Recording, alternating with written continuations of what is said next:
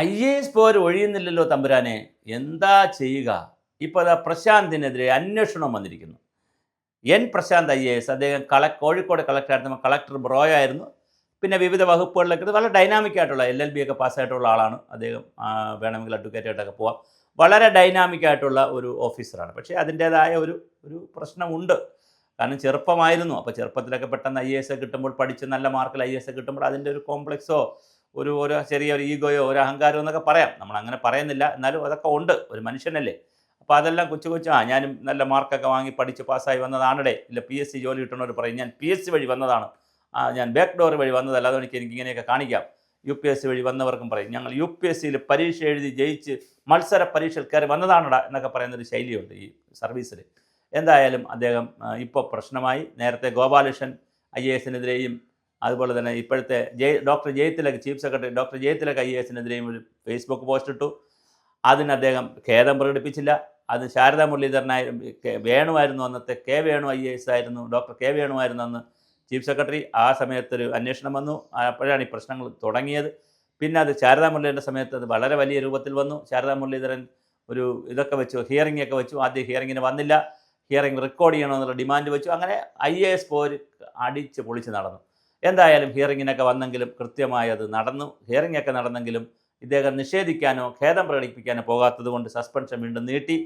കൂനിന്മേൽ കുരുപോലെ ഇദ്ദേഹം ആർക്കെതിരെയാണോ പ്രശാന്ത് മെസ്സേജ് ഇട്ടത് ആ അദ്ദേഹം തന്നെ ചീഫ് സെക്രട്ടറിയായി. പ്രശാന്തിൻ്റെ ജാതകം ഒന്ന് നോക്കുന്നത് നന്നായിരിക്കും, കസ്തരേഖയൊക്കെ ഒന്ന് നോക്കുന്നത് നന്നായിരിക്കും. കാരണം അദ്ദേഹത്തിനൊരു ശനി ദശയാണ്. ഇപ്പോൾ ഇനി നല്ല വസന്തകാലം വരുമായിരിക്കും. ശനിയുടെ അപകാരമുണ്ടെന്നാണ് എനിക്ക് തോന്നുന്നത്. അത് ഉപകാരമായി മാറണമെങ്കിൽ ഇനി സമയമെടുക്കും. എന്തായാലും അത് വലിയ പ്രശ്നത്തിലേക്ക് പോയി. നമ്മുടെ Rajan Khobragade, additional chief secretary ആയിട്ടുള്ള രാജൻ ഗോബ്രഗഡെ, അതായത് വളരെ സീനിയർ IASകാരനാണ്, അദ്ദേഹം ആരോഗ്യവകുപ്പിലിരിക്കുന്നു.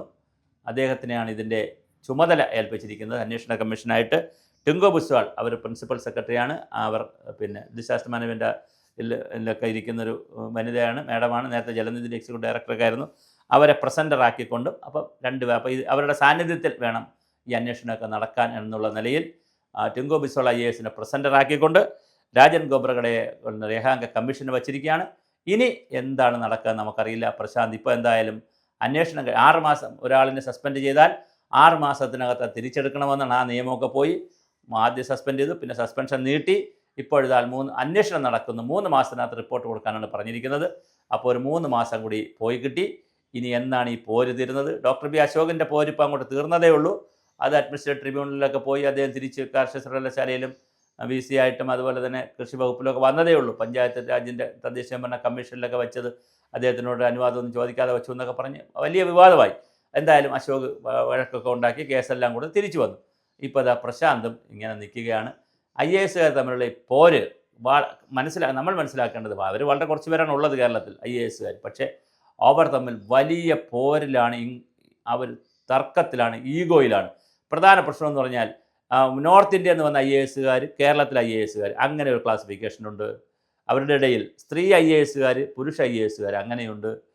പട്ടികജാതി പട്ടികവർഗത്തിലുള്ള വളരെ പിന്നോക്കക്കാരായിട്ടുള്ള IASകാർ, മുന്നോക്ക IASകാർ, പിന്നെ വലിയൊരു ഭാഗം ഡയറക്റ്റ് IAS ആൻഡ് കൺഫർ ചെയ്ത് വരുന്ന IAS. അപ്പോൾ കൺഫർ ചെയ്ത് വരുന്ന IASകാരോട് ഈ ഡയറക്റ്റ് IASകാർക്ക് പുച്ഛമായിരിക്കും. കാരണം ഡയറക്റ്റ് IAS ചെറിയ പ്രായത്തിലേക്ക് കയറി നല്ലപോലെ കയറി ഇങ്ങനെ നല്ല പ്രായമൊക്കെ ആകുമ്പോൾ ഒരു 50 വയസ്സൊക്കെ ആകുമ്പോൾ ഒരു നല്ല പൊസിഷനിലെത്തും. അപ്പോഴും മറ്റവരിങ്ങനെ തുടങ്ങുന്നേ ഉള്ളായിരിക്കും. അപ്പോൾ അവരോടൊരു പുച്ഛമായിരിക്കും. അപ്പോൾ അങ്ങനെയുള്ള വളരെ വലിയ ഈഗോയും കോംപ്ലക്സും ഗ്രൂപ്പിനകത്ത് പിന്നെ ഇനിയൊരു ഗ്രൂപ്പുണ്ട്, ബാച്ച് മേറ്റ്. അങ്ങനെ ഗ്രൂപ്പുണ്ട്. 2000 ബാച്ച്, 2005 ബാച്ച്, ഇങ്ങനെ ബാച്ച് മേറ്റ് ഉണ്ട്. അപ്പം ഗ്രൂപ്പിൻ്റെ പ്രളയമാണ്. ഏറ്റവും കൂടുതൽ ഗ്രൂപ്പുള്ളത് കമ്മ്യൂണിസ്റ്റ് പാർട്ടിയിലോ CPMലോ CPIയിലോ കോൺഗ്രസ്സിലോ BJPയിലോ അല്ല. ഏറ്റവും ഗ്രൂപ്പുള്ളത് IASകാരുടെ ഇടയിലാണ്. അവരിങ്ങനെ ഗ്രൂപ്പുണ്ട്. ഞാൻ പല IASകാരുടെയൊക്കെ ജോലി ചെയ്തിട്ടുണ്ട്. അപ്പോൾ മറ്റു പലരുമൊക്കെ ഇങ്ങനെ സംസാരിക്കുന്നതൊക്കെ കേട്ടിട്ടുണ്ട്. അത് നമ്മളെ ബാച്ചല്ലേ, അവൻ 2005 ബാച്ചടെ, അവൻ ജൂനിയറുടെ, അല്ലെങ്കിൽ അവൻ സീനിയറുടെ, ഇങ്ങനെ പറഞ്ഞ് കളിയാക്കും. ചിലർ പറയടേ അവൻ നമ്മൾ നോർത്ത് ഇന്ത്യൻ ബാച്ചാണ്, ഹിന്ദി ബെൽറ്റാണ്, നമ്മുടെ ബാച്ചല്ല, മലയാളി ബാച്ചല്ല. വേറെ ചിലർക്കാണെങ്കിൽ സ്ത്രീകൾ, അങ്ങനെ പല ഗ്രൂപ്പുകളുള്ള വർഗ ബഹുജന സംഘടന പോലെയാണ് IASകാർ പോകുന്നത്. എന്തായാലും അവരുടെ തമ്മിലടി എന്തായാലും കൊള്ളാം. അത് അടിച്ചടിച്ച് നമ്മുടെ സ്റ്റേറ്റിൻ്റെ ഡെവലപ്മെൻറ്റാണ് ഇല്ലാതാകുന്നത്. ഇനി പ്രശാന്തിൻ്റെ സസ്പെൻഷൻ അല്ലെങ്കിൽ പ്രശാന്തിൻ്റെ അന്വേഷണം എന്ന് കഴിയുമെന്നറിയില്ല. ഇനി അന്വേഷണം കഴിയുമ്പോൾ പുതിയ കുറ്റം കണ്ടുപിടിച്ചുകൊണ്ട് വരുമെന്നും നമുക്ക് വരാതിരുന്നാൽ ഭാഗ്യം. കാരണം ജയതിലകിൻ്റെ എതിരെയാണ് ഈ ആക്ഷേപം കൂടുതലായി വന്നിട്ടുള്ളത്.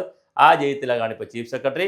അപ്പോൾ തീർച്ചയായിട്ടും വെളുക്കാൻ തേച്ചത് പാണ്ടെന്ന് പറഞ്ഞതുപോലെ കൂനിന്മേൽ കുരു പോലെ പ്രശാന്തിനെ കാത്തിരിക്കുന്നത് ദുരന്തങ്ങളുടെ നാളുകളാണോ, അതോ പ്രശാന്ത് തീയിൽ കുരുത്തത് വെയിലത്ത് വാടൂല എന്ന് സ്വയം പറയുന്നത് പോലെ വെയിലിപ്പോൾ ഇല്ല, മഴയാണ്, അതായിരുന്നു പ്രശ്നം. മഴ ഒന്ന് മാറി വെയിൽ വന്നാൽ തിരിച്ചു വരുമോ?